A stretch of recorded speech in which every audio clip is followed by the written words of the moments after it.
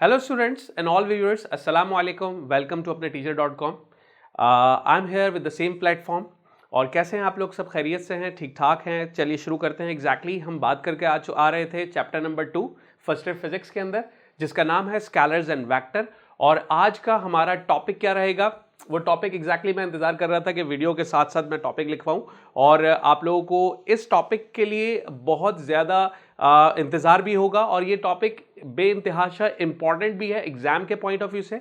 और in physics vector product अगर सही मायनों में समझ में ना आया हो तो शायद आपके लिए आने वाले और जितने चैप्टर्स जो हम आगे इन सिलेबस करते रहेंगे वहां पर भी कहीं ना कहीं कंफ्यूजन्स पैदा होना शुरू हो जाएंगी, क्योंकि ये बेसिक कॉन्सेप्ट है, इसको हम बहुत सारी जगहों में इंप्लीमेंट कर रहे होते हैं. So let's start with the topic of vector product और क्रॉस प्रोडक्ट. ठीक है, चलिए टॉपिक हमारा क्या होगा? टॉपिक हमारा होगा क्रॉस प्रोडक्ट या फिर वेक्टर प्रोडक्ट. ठीक है, दो नाम दिए जाते हैं इस सेम टॉपिक को. एक तो है आपके पास सिंपली क्रॉस प्रोडक्ट और इसी को हम कहते हैं वेक्टर प्रोडक्ट. ठीक है, अच्छा, अब क्रॉस प्रोडक्ट क्यों कहा जाता है या वेक्टर प्रोडक्ट क्यों कहा जाता है, इस पर हम क्या बात करने वाले हैं. स्टार्ट करते हैं विद डेफिनेशन. इसका बेसिक एग्जैक्टली पहले हम डेफिनेशन समझ लेते हैं, उसके बाद फिर एग्जैक्टली उसके एक्सप्लेनेशन पे भी आएंगे और डिटेल में बात करेंगे इस पर. ठीक है, अच्छा, वेक्टर प्रोडक्ट या क्रॉस प्रोडक्ट का कॉन्सेप्ट क्या है? यहां पर इसके नाम से ही वाज़ेह तौर पर क्लियर हो रहा होगा, यहां वेक्टर का प्रोडक्ट है. ठीक है, हम कर क्या रहे होंगे? दो वेक्टर्स को मल्टीप्लाई करने जा रहे हैं, उनका प्रोडक्ट लेने जा रहे हैं. उसके नतीजे में हमें क्या मिलने वाला है, उसकी बुनियाद पर इसका नाम रखा गया है. चलिए पहले डेफिनेशन लिखते हैं. When two vectors multiplied with each other and the answer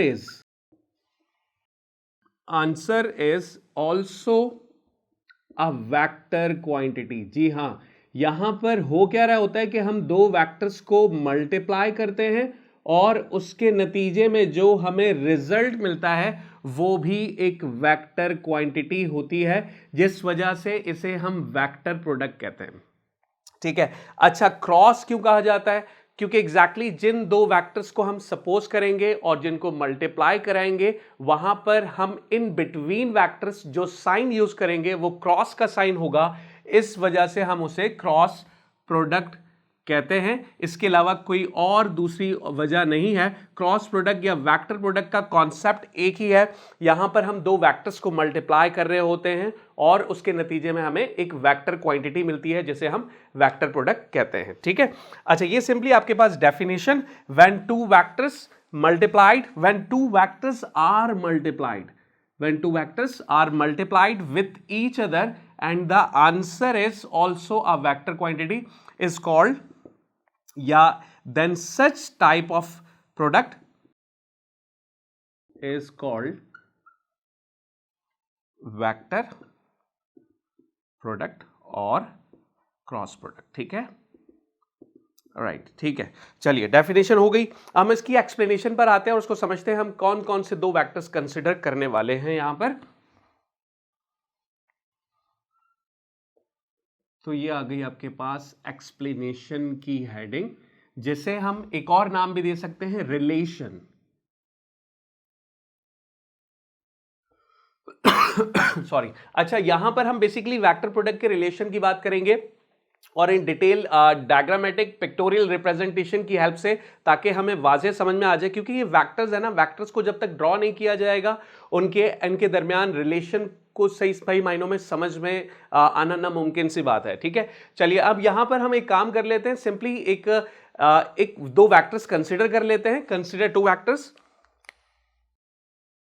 consider two vectors, vector A and vector B. ठीक है, सिंपली हमने दो वेक्टर कंसिडर कर लिए, जिन दो वेक्टर्स को मैंने नाम क्या दिया, वेक्टर ए और vector B, in a certain plane, in a plane. ठीक है, हम एक सर्टेन प्लेन भी लेंगे जिस पर ये दो वेक्टर लाई कर रहे होंगे. Alright, in a certain plane का क्या मतलब है? देखें, हमारे पास एग्जैक्टली ये व्हाइट बोर्ड है, ये हमारे पास प्लेन ही है जिस पर हम वेक्टर्स को ड्रॉ करेंगे. लेकिन यहां पर एग्जैक्टली एक प्लेन वाज़ेह आपके सामने अगर स्क्रीन पर या ये सामने मौजूद मैं इस तरह से ड्रॉ करूंगा तो उसमें अगर हम दो वेक्टर कंसिडर करेंगे तो इजीली ज्यादा बेहतर आप लोगों को समझ में आएगा। तो इसलिए बेहतर है कि हम एक सर्टेन प्लेन यहां कंसिडर कर लेते हैं, ठीक है। तो एग्जैक्टली अगर प्लेन को ड्रॉ किया जाए तो किस तरह से बनेगा ये देखें, ठीक है। ये हमारे पास सिंपली एक सर्टेन प्लेन मौजूद है जिस पर हम दो वेक्टर कंसिडर करेंगे और वो वेक्टर कौन से होंगे, vector A and vector B. तो ये आपके पास सिंपली हो गया वेक्टर ए और ये मैंने ले लिया वेक्टर बी।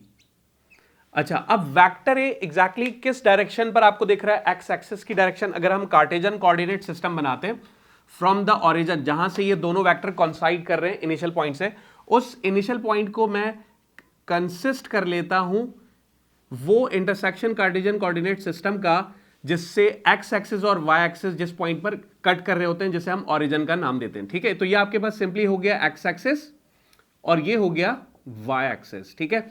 अच्छा, अब वेक्टर ए जो है वो एक्स एक्सिस पर लाई कर रहा है, वेक्टर बी चूंकि विद इन द एक्सिस है, तो अब क्योंकि वो एग्जैक्ट किसी एक्सिस पर नहीं है तो हम उसे कंसीडर करेंगे वो एक्स और वाई एक्सिस के मिड पर मौजूद है। इनके दरमियान कुछ ना कुछ एंगल भी होगा जिस एंगल को मैं थीटा का नाम दे रहा हूं, ठीक है। तो ये आपके पास हो गया एंगल जो इनके दरमियान मौजूद है। अच्छा, अब देखो समझने की बात कहां यहां से शुरू हो जाती है, जरा गौर कीजिएगा। हमने क्या किया, सिंपली दो वेक्टर्स कंसीडर किए, वेक्टर ए और vector B in a certain plane. ये आपके पास एक सर्टेन प्लेन मौजूद है जिसमें हमने vector A through the x axis draw किया और वेक्टर बी को फ्रॉम द सेम पॉइंट जहां से वेक्टर ए को ड्रॉ किया था वहीं से हमने वेक्टर बी को ड्रॉ किया और वेक्टर बी को आपने विद इन द एक्सिस लेना है। इनके दरमियान जो एंगल है वो आपके पास थीटा मौजूद है। अच्छा, अगर क्योंकि हमने जो यहां पर अगर हम अपनी डेफिनेशन की तरफ दोबारा आते हैं, यहां हमने किस बात को समझा था, हमने ये समझा था कि हम दो वेक्टर्स को बेसिकली मल्टीप्लाई कर रहे हैं। वो दो वेक्टर्स मैंने यहां पर कंसीडर कर लिए। तो अगर उसको मैं यहां लिखूं तो कैसे लिखूंगा कि सिंपली हमारे पास जो दो वेक्टर मौजूद हैं, वेक्टर ए और वेक्टर बी, उनका cross product A cross B, ठीक है, और वो बराबर होगा which and the answer is also a vector quantity. तो इनका जो आंसर है वो भी एक वेक्टर क्वांटिटी ही होना चाहिए। तो इसका मतलब ये हुआ कि वो जो इसका आंसर दिख रहा होगा उसे मैंने कंसीडर कर लिया vector C. Vector C is a new vector. So मैं यहां पर लिख लेता हूं कि वेयर सी वेक्टर या where C is a new vector, ठीक है, is a new vector, right. यहां तक आप लोगों को बात क्लियर हो रही होगी। अब हम आते हैं इसके मैग्नीट्यूड की तरफ और इसके डायरेक्शन की तरफ, किस तरह हमें इसकी डायरेक्शन हम निकाल सकते हैं। सिंपली हम दो वेक्टर्स का क्रॉस प्रोडक्ट ले रहे हैं जो बराबर होगा एक वेक्टर क्वांटिटी के। इसका मतलब यह हुआ कि ए क्रॉस बी बराबर हो गया वेक्टर सी के। तो इसका मैग्नीट्यूड हम निकाल लेते हैं, इट्स मैग्नीट्यूड, ठीक है। अच्छा, अब इसका मैग्नीट्यूड अगर निकाला जाए तो कैसे लिखेंगे, क्योंकि एग्जैक्टली वेक्टर के पास मैग्नीट्यूड भी होता है और डायरेक्शन भी होती है। तो यहां पर अगर हम सिंपली उसके मैग्नीट्यूड की, किसी भी वेक्टर के मैग्नीट्यूड की बात करें तो अगर वेक्टर के साथ एरोहेड मौजूद है तो हम उसके अराउंड क्या कर लेते हैं, मॉड का साइन लगा लेते हैं। इसका मतलब यह हुआ स्पेसिफिकली हम उस वेक्टर के मैग्नीट्यूड की बात कर रहे हैं। तो इसी तरह से आपके पास ए क्रॉस बी आपका जो है वो मॉड के साइन के अंदर आ जाएगा, क्योंकि यहां पर हम मैग्नीट्यूड की बात कर रहे हैं। मैग्नीट्यूड जो है वो इक्वल होता है ए का magnitude as it is same. B का मैग्नीट्यूड हम कौन सा लेंगे, अब बी का आपने वो मैग्नीट्यूड लेना है जो वाई एक्सिस के पैरेलल होगा। यहां ये कैसे डिसाइड होगा कि हम बी का वो मैग्नीट्यूड लें जो वाई एक्सिस के पैरेलल होगा, ये एक अच्छा सवाल जो दिमाग में आप लोगों के अराइज हो रहा होगा। देखिए समझे इस बात को, यहां पर क्योंकि हम एक प्लेन पर दो वेक्टर क्यों कंसीडर करते हैं। अच्छा देखिए, हम ये जो डायरेक्शन की बात आ जाती है यहां पर क्यों, तो डायरेक्शन पे हम थोड़ा सा आगे जाकर इसको मैं डिटेल में समझा देता हूं। फिलहाल आप ये समझ लें कि वेक्टर बी के मैग्नीट्यूड को हम कंसीडर करने के लिए सिंपली वेक्टर बी को रिजॉल्व करते हैं उसके रेक्टेंगुलर कंपोनेंट्स के अंदर। तो रेक्टेंगुलर कंपोनेंट्स के अंदर ड्रॉ किया जाए तो अगर रिजॉल्व किया जाए तो क्या करेंगे, सिंपली ये आपके पास क्योंकि एक्स एक्सिस पर है तो ये आपका बी एक्स हो जाएगा, और इसी तरह से हमने सेकंड वेक्टर उसके हेड के साथ ज्वाइन कर लिया और लास्ट वेक्टर यानी वेक्टर बी के साथ कनेक्ट हो गया, तो ये आपके पास बी वाई होगा क्योंकि ये वाई एक्सिस के पैरेलल है। तो यहां पर जो वेक्टर बी का मैग्नीट्यूड होगा वो हो जाएगा आपके पास सिंपली बी वाई, और हम लिख सकते हैं हम लिख सकते हैं कि बी वाई हमें पता है वो किसके बराबर होता है, बी साइन थीटा के बराबर होता है। तो ये आपके पास सिंपली अगर कहा जाए कि ए क्रॉस बी जो वेक्टर था, जो वेक्टर सी के बराबर है, इसका अगर सिंपली मैग्नीट्यूड देखा जाए तो वो बराबर होता है ए बी वाई या फिर ए बी साइन थीटा के। और अब हम आ जाते हैं यहां पर, अगर इसकी डायरेक्शन भी साथ लें, क्योंकि ये वेक्टर प्रोडक्ट है तो डायरेक्शन मस्ट भी इसमें होगी, मैग्नीट्यूड तो क्लियर हो गया, अगर हम डायरेक्शन भी साथ में लें तो इसी वेक्टर को हम किस तरह से लिखेंगे। अब क्योंकि आपने इस पे डायरेक्शन भी साथ रखनी है तो आपके पास ए क्रॉस बी, ये सिंपली आपके पास मैग्नीट्यूड आ गया ए बी साइन थीटा, ठीक है, इसे हमने एक ब्रैकेट में बंद कर दिया। इसके साथ हम एक यूनिट वेक्टर लेंगे। अच्छा, ये यूनिट वेक्टर कहां से आया, इस पे भी एग्जैक्टली मैं बात करता हूं। फिलहाल ये समझ लें कि वेक्टर पूरा जो होगा वो उसके मैग्नीट्यूड के साथ साथ उसके पास अगर डायरेक्शन भी हो तब जाके एक वेक्टर की डिटेल्ड कंप्लीट डेफिनेशन कंप्लीट होती है कि वेक्टर वो होता है जिसके पास मैग्नीट्यूड भी होता है और डायरेक्शन भी होती है। ऑलराइट स्टूडेंट, एग्जैक्टली क्योंकि हमारे पास बोर्ड पूरा फिलअप हो चुका था, हमारे पास गुंजाइश नहीं थी कि मजीद इस टॉपिक को हम आगे कंटिन्यू कर पाते, तो मैंने बोर्ड रब कर लिया। लेकिन जो चीज़ें जिससे हमने जहां पर हमने छोड़ा था उसको मैंने दोबारा यहां पर बना दिया है ताकि हम इस टॉपिक को मजीद आगे कंटिन्यू कर सकें। टॉपिक हमारा क्रॉस प्रोडक्ट और वेक्टर प्रोडक्ट था, थोड़ा सा रिव्यू करा दूं। अच्छा, यहां पर एग्जैक्टली हमने एक सर्टेन प्लेन्स कंसिडर किया जिस पर दो वेक्टर लाई कर रहे हैं, वेक्टर ए और वेक्टर बी। वेक्टर ए क्योंकि एक्स एक्सिस पर मौजूद है, वेक्टर बी जो है वो विद इन द एक्सिस है, यानी एक्स एक्सिस और वाई एक्सिस के मिड पर मौजूद है, और ये आपके पास सिंपली एक एंगल है जो वेक्टर ए और वेक्टर बी के दरमियान है, राइट। तो हमने ये समझा था कि यार वेक्टर प्रोडक्ट जो होता है ए क्रॉस बी, जिन दो वेक्टर्स के दरमियान हम वेक्टर प्रोडक्ट ले रहे होते हैं, तो उन दो वेक्टर को मैंने कंसीडर किया था वेक्टर ए और वेक्टर बी। अब इन दोनों वेक्टर्स का जो क्रॉस प्रोडक्ट होगा ए क्रॉस बी, तो उसके अगर मैग्नीट्यूड की बात करें, तो वो किस तरह से आएगा कि पहले आ जाएगा आपके पास सिंपली ए का मैग्नीट्यूड और फिर आ जाएगा बी का मैग्नीट्यूड, पर बी का हमने कौन सा मैग्नीट्यूड किस तरह से ले रहे हैं, किसकी एस्पेक्ट से लेना है, तो हम करते क्या है कि वेक्टर बी को रिजॉल्व कर लेते हैं उसके एक्स कंपोनेंट और वाई कंपोनेंट्स के अंदर। तो जो आपका एक्स कंपोनेंट होता है वो आपके पास सिंपली बी एक्स होता है, जबकि वाई कंपोनेंट बी वाई होता है, ठीक है। तो हमने यहां पर वेक्टर बी का वाई कंपोनेंट, क्योंकि ये वाई कंपोनेंट क्यों है, क्योंकि ये वाई एक्सिस के पैरेलल है, इसलिए मैंने बी वाई इसे नाम दिया, और बी वाई को हम यहां पर वेक्टर बी का मैग्नीट्यूड ले लेते हैं। बी वाई आपको पता है सिंपली बी साइन थीटा के बराबर होगा। इस तरह से वेक्टर ए क्रॉस बी जो कि वेक्टर सी के बराबर है, ठीक है, इनके अगर मैग्नीट्यूड की बात की जाए तो वो आपके पास ए बी साइन थीटा के बराबर होगा। अच्छा, अगर इसकी वेक्टर फॉर्म की बात की जाए, क्योंकि हमें पता है कि वेक्टर सिर्फ और सिर्फ मैग्नीट्यूड नहीं देता बल्कि साथ साथ डायरेक्शन भी हमें बताता है, तो यहां पर ये आपका सिंपली, अब देखो मैं वेक्टर फॉर्म अगर लिखूं तो वेक्टर फॉर्म में क्या होगा, वेक्टर सी जो कि ए क्रॉस बी के बराबर होगा। जैसे कि हमने क्रॉस प्रोडक्ट की डेफिनेशन में इस बात को समझ लिया था कि दो वेक्टर्स का प्रोडक्ट जो है वो वेक्टर क्वांटिटी के बराबर होगा, तो इस तरह ए क्रॉस बी जो है वो वेक्टर सी के बराबर हो गया, ठीक है। अच्छा, अब यहां पर ये आपके पास सिंपली ऊपर हमने बात कर ली है, ये आपके पास सिंपली मैग्नीट्यूड है और ये आ गई इसकी डायरेक्शन, ठीक है। तो ये आपके पास क्या हो जाएगा, ये मैग्नीट्यूड हो गया और ये हो गई डायरेक्शन। तो वेक्टर हमेशा याद रखो मैग्नीट्यूड प्लस डायरेक्शन इन दोनों के साथ मिलकर बनता है। वेक्टर कंप्लीट जो होता है वो मैग्नीट्यूड प्लस डायरेक्शन के साथ होता है। तो इस तरह ये आपके पास यू कैप जो दिख रहा है ये डायरेक्शन शो कर रहा है। अच्छा, अब जरा इसको समझ लेते हैं। मैंने जैसे कि बताया कि डायरेक्शन पर हम बात करेंगे कि हम किस तरह से इसे यू कैप यहां पर आया, और ये यू कैप जो है एग्जैक्टली यूनिट वेक्टर है, और ये यूनिट वेक्टर किसकी डायरेक्शन के अलोंग है, किस तरह से हमने सपोज किया, तो अब हम इस पर बात कर लेते हैं, ठीक है। तो एग्जैक्टली अब देखिए मैं सिंपली हेडिंग डाल रहा हूं direction of A cross B की, कि ए क्रॉस बी की डायरेक्शन के एतबार से जो मैंने यू कैप लिया वो मैंने कैसे सपोज किया, direction of A cross B. Direction of A cross B का मतलब क्या हुआ, इसका मतलब यह हुआ एग्जैक्टली कि ए क्रॉस बी जो है वो आपके पास वेक्टर सी के बराबर है, राइट। यहां तक तो बात आप लोगों को क्लियर हो गई होगी। अच्छा, ये एग्जैक्टली क्योंकि will be perpendicular to vector A and vector B as well as, देखें यहां गौर करें, वेक्टर सी जो होगा वो हम निकालते हैं बाय राइट हैंड रूल। तो पहले ये लिख लेता हूं डायरेक्शन, या अच्छा पहले ये समझ लो बेटा कि जो वेक्टर सी है वो आपके पास किस तरह से हमने निकाला, हम राइट हैंड रूल की मदद से निकालते हैं।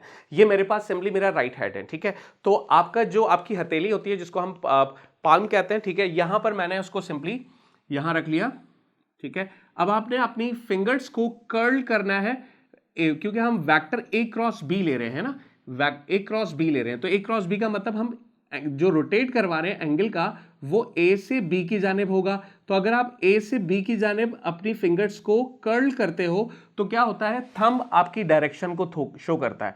तो थंब जो है वो इस बात को शो कर रहा है, या तो ये आउटवर्ड होगा, या फिर दूसरा वे क्या हो सकता है कि अगर आप अपना यहां इस तरह से रखो, ठीक है, वेक्टर बी की डायरेक्शन पर, और अगर से एंगल जो है वो इस जानिब रोटेट कराओ, बी से अगर आप ए की तरफ आओ तो थंब आपका इनवर्ड होगा, ठीक है। तो वेक्टर सी या तो अपवर्ड होगा, आउटवर्ड जिसे हम कहते हैं, ठीक है।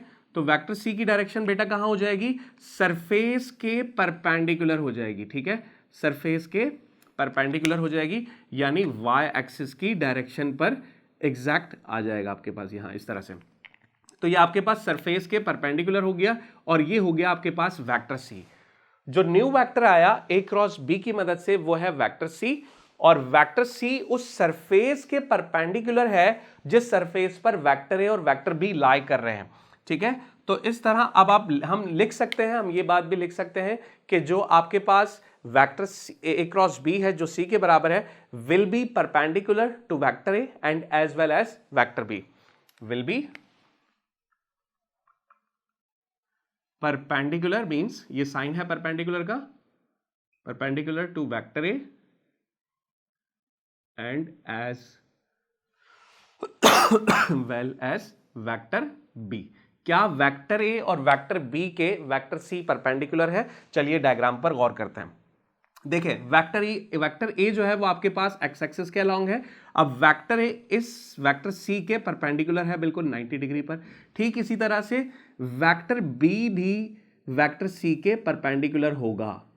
अच्छा, क्योंकि एग्जैक्टली देखिए हम राइट हैंड रूल पर अगर आप गौर करें तो आपने अपना किया, आपने यहां पर पाल्म इस तरह से रख दिया वेक्टर ए की डायरेक्शन पर, और जब आपने फिंगर्स अपनी कर्ल की ए से बी की जानिब, तो ये आपके पास जब आप ए क्रॉस बी निकालते हो तो आप ए से बी की जानिब लेके जाते हो, ठीक है, फिंगर्स इस तरह करते हो, तो इस तरह थंब आपका आउटवर्ड होता है। अब आउटवर्ड हम दिखा नहीं सकते, तो आउटवर्ड के लिए हम क्या करते हैं, इस तरह बाहर दिखा देते हैं, क्योंकि ये 3 डायमेंशनल है, तो 2D के अंदर 3D बनाना नामुमकिन सी बात है, लेकिन क्योंकि आउटवर्ड को हम बाहर दिखा देते हैं, और ये बात हमें क्लियर हो जाती है कि वेक्टर सी उस सरफेस के परपेंडिकुलर हो जाएगा जिस सरफेस पर वेक्टर ए और वेक्टर बी दोनों लाई कर रहे हैं, या फिर वेक्टर सी परपेंडिकुलर होगा वेक्टर ए के भी, और वेक्टर सी जो है वो परपेंडिकुलर होगा वेक्टर बी के भी। यहां तक ये बात आप लोगों को क्लियर हो गई होगी। और इसे हमने किस तरह से निकाला, राइट हैंड रूल की मदद से। तो हम ये लिख लेते हैं, it is found,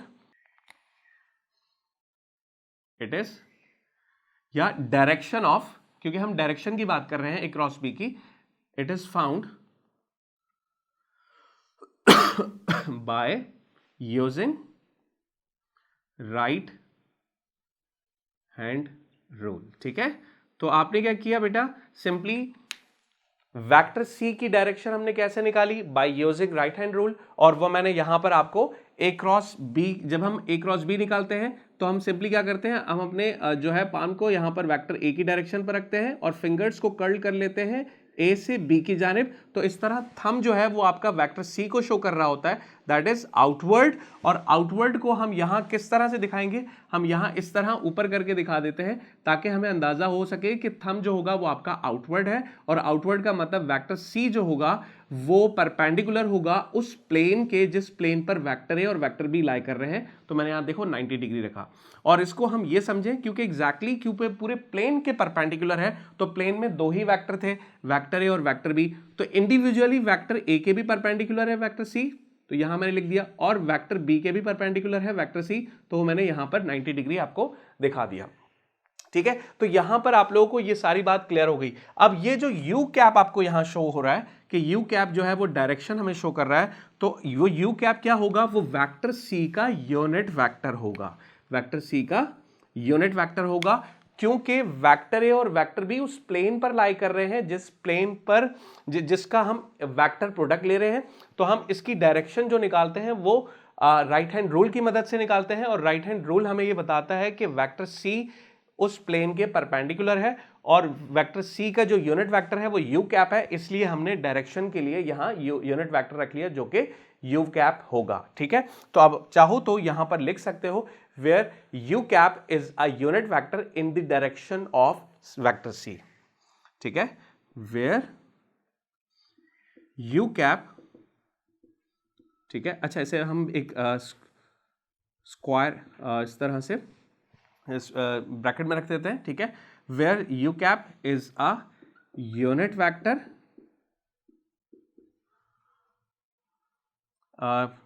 where u cap is a unit vector in the direction of vector c, in the direction of vector c।